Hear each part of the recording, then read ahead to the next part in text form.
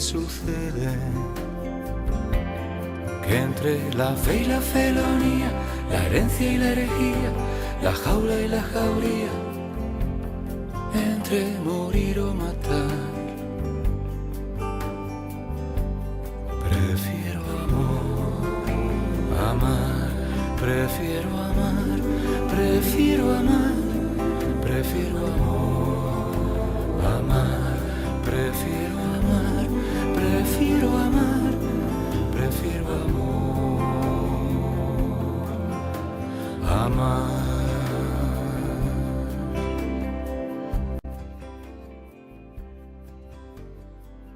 Hola, ¿qué tal, amigos y amigas? A raíz del vídeo sobre los criterios de selección canónica de los evangelios, un camarada comentó que el establecimiento del canon fue un capricho, que no tenían por qué hacerlo, que hubo comunidades que no lo necesitaban y que había una voluntad de poder y dominio detrás. Vamos a ver si esto es cierto. Lo primero que debemos tener claro es que el único libro sagrado de los cristianos hasta mediados del siglo II, como para Jesús, era la Biblia hebrea, la Biblia judía, entendida como una fuente viva de inspiración religiosa. Así que, desde la perspectiva de la historia de las religiones, el cristianismo de entonces era, a todos los efectos, una secta o rama del judaísmo. Por lo tanto, el protocristianismo nunca estuvo sin una escritura sagrada. Bien, es verdad que en la época de Jesús no existía un canon cerrado, como sería el Tanaj en el mismo siglo II, sino que sus escrituras incluían la Torá, o ley, los libros de los profetas y ciertos escritos como libros sapienciales o salmos, aunque esto no era un conjunto cerrado ni compartido por todas las sectas judías del siglo I, por no hablar de otras obras importantes como el libro de Enoc o el libro de los Jubileos, que solo más tarde fueron declarados apócrifos. Por lo tanto, fue precisamente después del fracaso de la Primera Guerra Judeo-Romana, después del año 73 y especialmente después del año 70, tras la destrucción de Jerusalén y el Templo, cuando comienza un proceso de canonización de las escrituras judías, que será lo que acabará constituyendo el Tanaj. Flavio Josefo, en su obra titulada Contra Apión, que es en torno al año 93, ya habla de un grupo bien constituido, de un canon de escrituras judías. Este proceso habría comenzado presuntamente, aunque muchos autores judíos contemporáneos lo ponen en duda,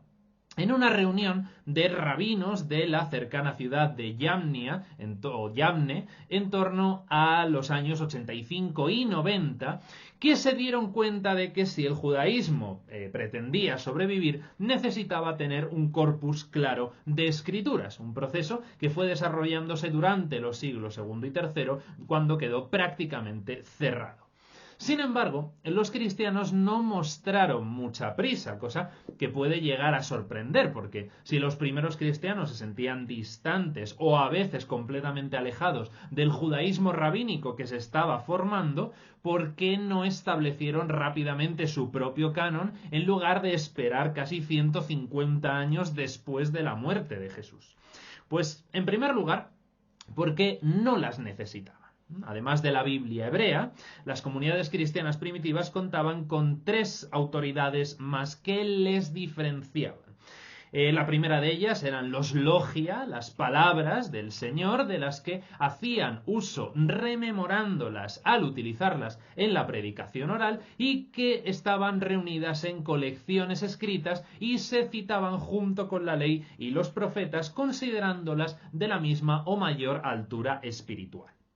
La segunda autoridad eran las interpretaciones de los apóstoles y profetas que habían vivido con Jesús y con sus propios y primeros seguidores sobre la importancia de la vida y el mensaje de su maestro, que podrían haber sido transmitidas como dotadas de autoridad.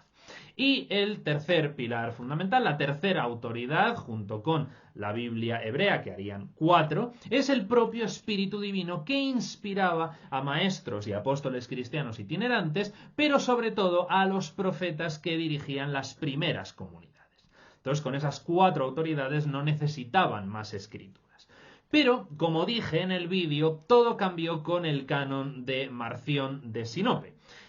Carla Díaz o Javier Salazar tienen vídeos de 1 hora y media sobre Marción, así que no voy a decir aquí nada que no hayan dicho ya ellos. Lo que me interesa resaltar es que la Iglesia de Roma, porque Marción se presentó ante los presbíteros romanos, se desembarazó del hereje, pero consideraron que para futuras discusiones con propios y extraños, el instrumento que les había mostrado Marción de un canon cerrado de escrituras podía ser de mucha utilidad. Consideremos que esto está ocurriendo en la primera mitad del siglo II. O sea, los cristianos están todavía buscando una identidad, construyendo quiénes son, y descubrieron que un corpus de escrituras como el que tenía Marción podía resultar muy útil, sobre todo cuando, con el pasar de los años, la conciencia del fin de los tiempos, esa conciencia apocalíptica y esa esperanza de una parusía inminente, se va poco a poco dilatando y poco a poco desapareciendo. Entonces, ese es el primer nivel de construcción de la identidad y el más bajo. Yo soy en oposición al otro. Lo que él es, no soy yo y viceversa. Así que, como réplica al canon marcionita, se impuso rápidamente en las iglesias mayoritarias, todas ellas de corte paulino y con un patrón unitario de pensamiento, la idea de la necesidad de la formación de un canon o lista de escrituras propias que se escogió entre los textos que ya gozaban de autoridad por leerse en los oficios litúrgicos dominicales, siguiendo esos 3 criterios mencionados en el vídeo. Sin ese patrón unitario de pensamiento entre las iglesias mayoritarias, habría sido imposible llegar tan pronto a la unidad que muestran los primeros testimonios, el ya mencionado fragmento Muratoi o el propio Ireneo de Lyon, quien, por cierto, nos da la primera explicación, una justificación teológica al porqué de esos evangelios. Esto está ocurriendo en torno a los años 170-180, porque autores anteriores, como Papías, Justino o Hegesipo, que escriben entre el 135 y el 160, no saben todavía nada de un canon. Así que se trata de un proceso que se desarrolla, parece, como reacción a la actitud de Marción por dotar a la Iglesia de una norma estricta, básica y útil, de una base de la doctrina a la que atenerse. En torno al año 175, Ireneo de Lyon da noticia de la lista de libros canónicos que se están utilizando en las iglesias de las Galias y Asia Menor, que era el lugar donde él había nacido. Es una lista muy parecida al canon neotestamentario actual y ya con los 4 evangelios. Y los justifica teológicamente. Dice que 4 son las regiones de la tierra, 4 los vientos principales y 4 las columnas de cualquier edificio, como la iglesia que aspira a sostenerse, a mantenerse de forma sólida. Este simbolismo del 4 lo mantuvo la Iglesia incluso cuando Taciano, un apologista asirio, presentó en el siglo II el Diatesaron, que fue un intento por combinar todo el material textual de los 4 evangelios canónicos en una única narración coherente de la vida y el mensaje de Jesús. La Iglesia rechazó esa propuesta y se mantuvo con los 4. Además, es posible que Ireneo habla del evangelio ya predicado a todas las naciones y, por lo tanto, podría estar inspirándose en el punto de vista paulino de la relación entre Adán y el Mesías, que estaba evidentemente una tesis, una teoría ya desarrollada por Pablo y que tenía su propio sentido religioso vinculado con los 4 puntos cardinales. Porque se creía que en griego las iniciales de los nombres de esos 4 puntos cardinales, a saber, Arcton para el norte, Disis para el oeste, Anatolé para el este y Mesembría para el sur, formaban el acrónimo Adam, que no era solo el nombre del primer patriarca, sino también el símbolo e imagen de la humanidad entera a la que iba dirigida el evangelio. Casi el mismo canon que Ireneo reporta Tertuliano entre las iglesias del norte de África en torno al año 200, incluyendo todos los libros del actual Nuevo Testamento, con excepción de la segunda de Pedro, Jacobo, que sería nuestro Santiago, nuestra epístola de Santiago, y la segunda y tercera de Juan,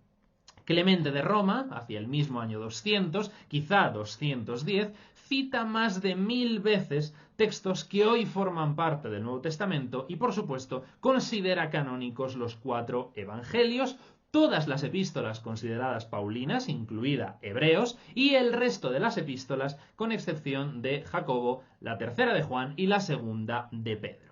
Pero ninguna iglesia duda en ningún momento de la autoridad de los 4 evangelios canónicos. Es más, ya para la época del canon muratoriano, en torno al 170, se distingue claramente entre la escritura auténtica y la escritura apócrifa. En efecto, el fragmento Muratori rechaza expresamente como falsos los demás evangelios que circulaban, excepto los 4 conocidos. Eso sí, no sabemos ni cuándo ni dónde se dio este paso tan trascendental de política eclesiástica, porque no tenemos ningún texto en base al cual podamos sostener que la creación del canon fuese proclamada oficialmente por ningún sínodo o reunión de iglesias.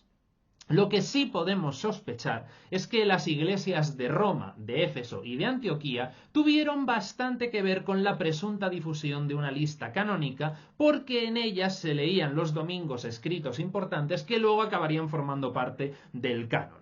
Antioquía, porque es probable que en ese entorno surgiese y procediera el autor responsable del Evangelio según Mateo, y porque Serapión, octavo obispo de Antioquía, en torno al año 200, ya habla de que tiene una lista de escritos sagrados transmitidos por la tradición. Éfeso, porque si no fue la cuna, desde luego sí fue el ambiente de las cartas de Pablo y de los autores del Evangelio según Lucas, de Hechos de los Apóstoles, del libro del Apocalipsis y de la literatura joánica, y quizá también de la primera de Pedro. Y Roma, por último, porque fue en ella donde ejerció Marción su ministerio, cuando se presentó ante los presbíteros, y porque parece haber sido el lugar de gestación del Evangelio según Marcos. Para el siglo II, Roma era ya la iglesia principal de la cristiandad y su lengua oficial era el griego, no el latín, así que estaba abierta perfectamente a las otras iglesias del Mediterráneo oriental. Es verosímil que, debido a los múltiples contactos de los distintos miembros de otros grupos cristianos con la capital del imperio, se hubiesen almacenado allí copias de los principales escritos que circulaban sobre Jesús y los apóstoles. Entonces, Roma estaba en la mejor disposición para saber cuál era el consenso común con las otras iglesias, es decir, qué escritos eran leídos en los oficios litúrgicos y escoger de entre esos escritos cuáles les merecían mayor confianza. No sabemos si la Iglesia de Roma fue la que emprendió ese proceso de canonización de determinados textos o si lo secundó inmediatamente tras la Iglesia que lo iniciara. Pero sí sabemos que desde esas iglesias la idea del canon se extendió con notable velocidad entre todas las iglesias de la misma tesitura espiritual.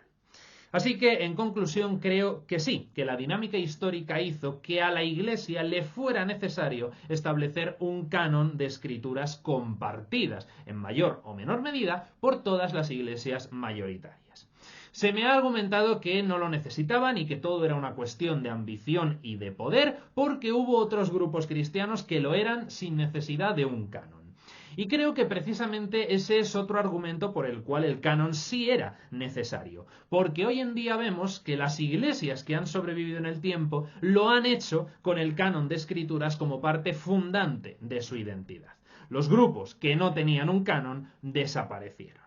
Cuidado, no estoy diciendo que la ausencia de un canon fuese el motivo de su desaparición, pero sí creo que fue un elemento muy importante en ella. De hecho, buena parte de los judíos exiliados en Babilonia en el siglo VI antes de nuestra era, cuando vieron que muchos de sus connacionales abandonaban sus prácticas, sus creencias, sus costumbres y sus ritos, se apresuraron a poner por escrito muchas de las tradiciones orales de su pueblo para que no se perdieran y poder así mantener su identidad. Y ese es precisamente el origen de la Biblia hebrea. Así que sí, creo que podemos decir que un canon era necesario llegado el momento. Y hasta aquí el vídeo de hoy, espero que os haya gustado. Ya sabéis que la historia detallada de cada uno de los libros que conforman tanto el Tanaj como el Nuevo Testamento la tenéis en mis 2 cursos de la historia de la Biblia, y si queréis apoyar este contenido podéis hacerlo dejándole un me gusta al vídeo si os ha gustado, compartiéndolo, suscribiéndoos al canal si todavía no lo estáis, o haciendo una donación a la cuenta de Ko-fi que os dejo en la caja de descripción. Muchísimas gracias por vuestra atención y nos vemos en el próximo vídeo. Cuidaos mucho y como siempre, Ultrella.